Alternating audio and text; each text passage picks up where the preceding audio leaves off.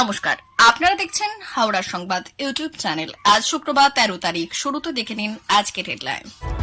কিছুদিনের মধ্যে কেন্দ্রের এনডিএ সরকার পড়ে যাবে, খড়গের মন্তব্যের সমর্থন আরজেডির। আলো বন্ধ করে আজ হাতে নাতে ধরা পড়েছে, চরম পদক্ষেপ নিলেন শুভেন্দু। চেয়ার চাইতে আসেনি, মুখ্যমন্ত্রীর মন্তব্যে হতাশ বার্তা আন্দোলনকারীদের। শর্তের পাল্টা শর্ত, জুনিয়র চিকিৎসকদের ফের চিঠি পাঠালেন মুখ্য সচিব। এবার কি বলা হলো? মহিলাদের প্রতি মাসে ৩,০০০ টাকা দেওয়া হবে। তৃণমূল বিধায়ক হুমায়ুনের বিরুদ্ধে এফআইআর করবে এমআইএ। আমি পদত্যাগ করতে রাজি, চাঞ্চল্যকর মন্তব্য মমতার। আসছি বিস্তারিত খবরে। কংগ্রেস সভাপতি মল্লিকার্জুন খড়গের সেই মন্তব্যের সাথে সমর্থন পেল আরজেডি, যেখানে তিনি বলেছিলেন কেন্দ্রের সরকারের একটি পা ভেঙে গেছে। নিউজ এজেন্সি এএনআইএ কে দেওয়া সাক্ষাৎকারে জাতীয় দলের জনতা বিধায়ক ভাই বীরেন্দ্র বলেছেন কেন্দ্রের সরকার দুর্বল, বিভিন্ন সহযোগী দলের সাহায্যে বিজেপি কেন্দ্রের সরকার গঠন করেছে। আরজেডি বিধায়ক ভাই বীরেন্দ্র পিএম মোদীর ব্যক্তিগত জীবনের ব্যাপারে বিতর্কিত মন্তব্য করেছেন। তিনি বলেছেন, যে ব্যক্তি নিজের স্ত্রীকে সামলাতে পারে না সেই ব্যক্তি দেশের জন্য কি করে হতে পারে। প্রধানমন্ত্রী বিবাহিত, কিন্তু তার স্ত্রীকে সাথে রাখতে পারেন না। এতে বোঝা যায় যে যিনি নিজের স্ত্রীকে সামলাতে পারে না সেই দেশের জন্য কিভাবে হতে পারে। এ বিষয়ে মল্লিকার্জুন খড়গের মন্তব্য পুরোপুরি সঠিক। খড়গ কি মন্তব্য করেছিলেন? কংগ্রেস সভাপতি মল্লিকার্জুন খড়গে কেন্দ্রীয় সরকারের সম্পর্কে বড় দাবি করে বলেছিলেন, জোটের দলগুলি ভীত হবেন না। আজ দেশের মধ্যে পূর্ণ সংখ্যাগরিষ্ঠতার সরকার নেই। বিজেপির নিজের শক্তির ওপর ভিত্তি করে সরকার নয়, এটি একটি সরকার যার একটি পা ভেঙে গেছে। খড়গে আরও বলেছিলেন, এনডিএর কেন্দ্রীয় সরকার একটি পা টিডিপির চন্দ্রবাবু নাইডু দিয়েছে এবং জেডিইউ এর নীতিশ কুমার একটি হাত দিয়েছে এবং তারই ভিত্তিতে এই সরকার চলছে। রায় পছন্দ নয়, বিচারকদের আবাসনে হামলার অভিযোগ, ঘটনায় গর্জে উঠলেন শুভেন্দু অধিকারী। দক্ষিণ 24 পরগনার ডায়মন্ড হারবারের ঘটনা। কোন রাজ্যে আমরা বসবাস করছি? পুলিশের বিরুদ্ধে অভিযোগ, তাই সিবিআইকে এই মামলা দেওয়া উচিত, বিস্ফোরক শুভেন্দু অধিকারী। নবান্নের সমঝোতা করতে নয়, সমাধান করতে যাচ্ছে, বৃহস্পতিবার এই বার্তা দিয়ে নবান্নে পৌঁছচ্ছিল আন্দোলনকারীরা। কিন্তু শেষ পর্যন্ত দিনের শেষেও কাটল না জ্বর। মুখ্যমন্ত্রীর সঙ্গে বৈঠক ভেস্তে যাওয়া এই দিন আন্দোলনকারীরা নবান্ন চত্বর থেকে সাংবাদিক বৈঠক করেন। আমরা চেয়ারের জন্য আলোচনা করতে আসিনি, ন্যায় বিচারের দাবিতে আমরা নবান্নে এসেছিলাম, আমরাও খোলা মনে এসেছিলাম। আজ আলোচনা হওয়া দরকার ছিল, কিন্তু প্রশাসনিক জটিলতার জেরেই হল না আলোচনা। মুখ্যমন্ত্রীর মন্তব্যে আমরা হতাশ হয়েছি, কারণ তিনি বলেছেন বিচার চাইতে নয়, আমরা এসেছি চেয়ার চাইতে। তবে আলোচনার মাধ্যমে সমাধান বেরোবে আমাদের বিশ্বাস। এদিন জুনিয়র ডাক্তারদের ল্যাব টেলিকাস্টের দাবি মানেনি রাজ্য প্রশাসন, যার জেরে আন্দোলনকারীরা পুনরায় বৈঠক শুরু করে নবান্ন চত্বরে।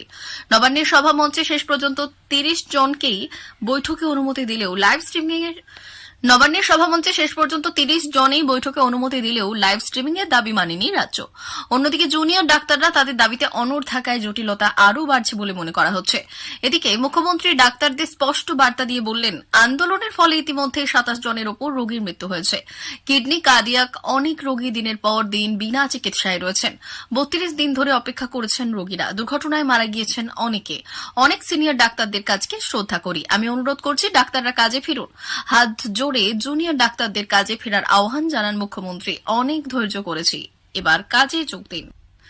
মঙ্গলবার স্বাস্থ্য ভবন অভিযানের ডাক দিয়েছিল জুনিয়র ডাক্তাররা, অবস্থান এখনো চলে। বেশ কয়েক দফা চিঠি চালাচালি হলেও জট কাটেনি। গতকাল মুখ্য সচিব মনোজ পান্থ আলোচনায় বসার প্রস্তাব দিয়ে জুনিয়র চিকিৎসকদের চিঠি পাঠিয়েছিলেন। পাল্টা তাকে 4 দফার শর্ত উল্লেখ করে চিঠি পাঠান আন্দোলনকারীরা। আন্দোলনরত জুনিয়র চিকিৎসকদের উদ্দেশ্যে মুখ্য সচিব মনোজ পান্থের পাঠানো চিঠিতে বলা হয়েছে, রাজ্যের স্বাস্থ্য ব্যবস্থা সুষ্ঠুভাবে পরিচালনা করতে রাজ্য সরকার আপনাদের সঙ্গে আলোচনায় বসতে তৈরি। তবে সুপ্রিম কোর্টের তরফ থেকে এই বিষয়ে যে নির্দেশ দেওয়া হয়েছে সেটাও মাথায় রাখতে হবে। আপনারা জানেন, মাননীয় মুখ্যমন্ত্রী আপনাদের প্রতিনিধি দলের সঙ্গে বৈঠকে বসার জন্য বিগত 2 দিন ধরে অপেক্ষা করছেন। আমরা আপনাদের সঙ্গে আলোচনায় বসতে চাই। মুখ্য সচিবের পাঠানো চিঠিতে এরপর লেখা হয়েছে, বৃহস্পতিবার বিকেলে 5টায় নবান্ন কনফারেন্স হলে বৈঠকের জন্য আন্দোলনকারী চিকিৎসকদের প্রতিনিধি দলকে ডাকা হচ্ছে। সুষ্ঠু আলোচনার জন্য 15 জন প্রতিনিধি এই বৈঠকে যোগ দেবেন। বৈঠকের লাইভ সম্প্রচার হবে না, তবে স্বচ্ছতা বজায় রাখতে রেকর্ড করা হবে। একই সঙ্গে যা যা আলোচনা হবে সেটা নথিভুক্ত থাকবে। মুখ্য সচিব জানিয়েছেন, আন্দোলনকারী চিকিৎসকদের থেকে ইতিবাচক জবাবের অপেক্ষায় থাকবেন। একই সঙ্গে জুনিয়র চিকিৎসকদের প্রতিনিধি দলকে বৈঠকের 15 মিনিট আগে তথা 4:45 মিনিটের মধ্যে নবান্নে পৌঁছে যাওয়ার অনুরোধ করা হয়েছে। জম্মু ও কাশ্মীর বিধানসভা নির্বাচনের প্রেক্ষিতে কংগ্রেস তাদের নির্বাচনী ইস্তেহার প্রকাশ করেছে। ইস্তেহারে বলা হয়েছে যে কংগ্রেস যদি জম্মুতে ক্ষমতায় আসে তবে প্রতি পরিবারের এক নারীকে প্রতি মাসে ৩,০০০ টাকা দেওয়া হবে। এছাড়া কংগ্রেস 1,00,000 শূন্য পদ পূরণের প্রত্যেক পরিবারের 11 কেজি চাল এবং 25 লাখ টাকার বীমা দেওয়ার প্রতিশ্রুতি দিয়েছে। ইস্তেহারে জম্মু ও কাশ্মীরের পরিবারগুলির আর্থিক অবস্থার উন্নতির জন্য বিভিন্ন সামাজিক কল্যাণমূলক পদক্ষেপের উল্লেখ করা হয়েছে। মহিলাদের সরাসরি আর্থিক সহায়তার প্রতিশ্রুতি দিয়ে কংগ্রেস পরিবারগুলির আয় বাড়ানোর এবং অর্থনৈতিক স্থিতিশীলতা সমর্থনের চেষ্টা করছে। 1 লাখ পদ পূরণের মাধ্যমে বেকারত্বের সমস্যার সমাধান এবং চাকরির সুযোগ সৃষ্টি হওয়ার আশা করা হচ্ছে। চাল এবং বীমার ব্যবস্থা খাদ্য নিরাপত্তা এবং আর্থিক নিরাপত্তা বাড়ানোর উদ্দেশ্য করা হচ্ছে। এছাড়া সঞ্চয় গোষ্ঠীর মহিলাদের সুদবিহীন ঋণ তাদের অর্থনৈতিক ক্ষমতায়ন এবং উদ্যোগে কার্যকর্মকে উৎসাহিত করার জন্য প্রদান করা হচ্ছে। ভরতপুরের তৃণমূল বিধায়ক হুমায়ুন কবিরের বিরুদ্ধে এফআইআর করতে চলেছে ইন্ডিয়ান মেডিকেল অ্যাসোসিয়েশন। ওই অ্যাসোসিয়েশনের 31 জন চিকিৎসক বৃহস্পতিবার বেলা 12টায় মুর্শিদাবাদের জেলা শাসকের একটি ডেপুটেশন দিতে যাচ্ছেন। চিকিৎসকের অভিযোগ, বুধবার তৃণমূল বিধায়ক হুমায়ুন কবির সংবাদ মাধ্যমের সামনে হুমকি দিয়েছেন চিকিৎসকদের।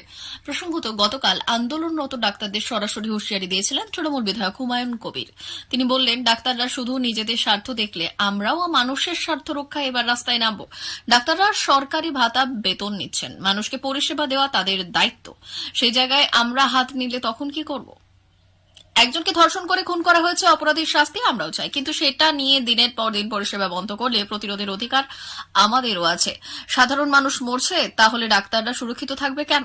ডাক্তারদেরও ঘেরাওয়ের অধিকার সংবিধান আমাদের দিয়েছে, এমনই হুঙ্কার দিলেন ভরতপুরের তৃণমূল বিধায়ক। আরজিকর কাণ্ডে কর্মবিরতিতে থাকা চিকিৎসকরা মুখ্যমন্ত্রী মমতা বন্দ্যোপাধ্যায়ের সঙ্গে বৈঠক করতে রাজি হননি। সুপ্রিম কোর্টের নির্দেশে রাজ্য সরকার আন্দোলনরত চিকিৎসকদের আলোচনার জন্য ডেকেছিল। আন্দোলনরত চিকিৎসকদের সঙ্গে কথা বলতে সেখানে পৌঁছেছিলেন মমতা বন্দ্যোপাধ্যায়ও। মমতা বন্দ্যোপাধ্যায় বললেন, চিকিৎসার অভাবে রাজ্যে 27 জনের মৃত্যু হয়েছে, কিন্তু চিকিৎসকরা এখনো ধর্মঘট চালিয়ে যাচ্ছেন। আমি 3 বার চেষ্টা করেছি, কিন্তু ডাক্তারদের সাথে বৈঠক করতে পারিনি। মমতা বললেন, এখন কোনো বৈঠক হলে মুখ্য সচিব ও অন্যান্য আধিকারিকদের সঙ্গে হবে। মমতা বন্দ্যোপাধ্যায় বললেন, কিছু লোক আমার চেয়ার চাই, আমি ক্ষমতার ক্ষুধার্ত নই। মমতা বন্দ্যোপাধ্যায় বললেন, বেশিরভাগই বৈঠকে আসার জন্য প্রস্তুত ছিলেন, কিন্তু কথা না বলার জন্য বাইরে থেকে নির্দেশ পাচ্ছিলেন 2-1 জন। মমতা বন্দ্যোপাধ্যায় বললেন যে বাংলার মানুষ অপেক্ষায় ছিল যে আজ অন্তত একটি সমাধান পাওয়া যাবে। মমতা বন্দ্যোপাধ্যায় বলেছিলেন যে বাংলার মানুষ অপেক্ষায় ছিল যে গতকাল অন্তত একটি সমাধান পাওয়া যাবে। ডাক্তারদের ডিউটিতে না আনার জন্য আমি তাদের কাছে ক্ষমা চাই। মমতা বন্দ্যোপাধ্যায় বললেন, বাংলার মানুষের কাছে হাত জোড়ো করে ক্ষমা চাইছি, আমি 2 ঘন্টা অপেক্ষা করেছি। আসলে আন্দোলনরত চিকিৎসকদের বৈঠকে ডেকেছিলেন মমতা। আলোচনার জন্য 15 জন জুনিয়র চিকিৎসকের প্রতিনিধি দলকে ডাকা হয়েছিল, তবে বৈঠকে সরাসরি সম্প্রচারের সরকারের নিষেধাজ্ঞা ছিল। এই কারণে জুনিয়র চিকিৎসক বৈঠক স্থলে পৌঁছলে ভেতরে যায়নি। মমতা বন্দ্যোপাধ্যায় সেখানে 2 ঘন্টা অপেক্ষা করেন। চিকিৎসকরা লাইভ টেলিকাস্ট ছাড়া বৈঠক করতে অস্বীকার করেন। প্রিয় দর্শক, আমাদের চ্যানেলের নিয়মিত ভিডিও পেতে চ্যানেলটি সাবস্ক্রাইব করুন। ধন্যবাদ।